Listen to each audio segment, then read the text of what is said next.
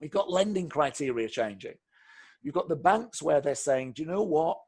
Right now at the moment, we have got 50% of our team on furlough. We've sent them all home and they're not even working. And the rest of the team are at home, and some of them have to deal with confidential information. They can't do that from home. So the mortgage lending, what the mortgage lenders have done, we've heard announcements on residential mortgages where they've said, do you know what? We're only going to offer on residential mortgages 60% loan to value. That means if a house is worth 100,000, they'll only lend you 60% of the value, 60,000 to buy it.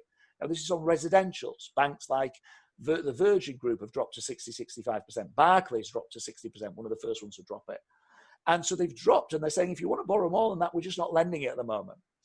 And some people are saying, oh, does that mean the banks have run out of money? They've not got money to lend. No. The banks are short of team. Their current team, they've got 50% of them on furlough, 60%, whatever it is. So the current team they've got left, okay, they've said, what do we do with this team? Well, a big chunk of them are having to deal with the mortgage payment holiday requests that are coming in. So a big chunk of them are busy with that and sorting that out.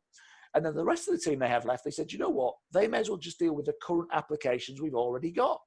So you just deal with the current applications we've already got, and we'll just close the doors for a little while because we've only got the resource. But you speak to those banks, they want to lend. You speak to those banks, they want to open up and lend again.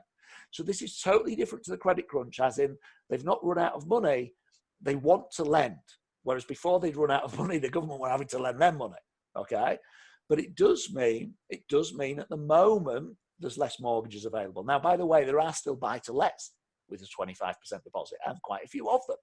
So that market is still open now, today, okay? It's available, it's there. Okay, so we've got lending criteria being more restrictive and people seeing that. So to be able to move, they're needing bigger deposits, etc. So you've got less people moving, demand is dropping.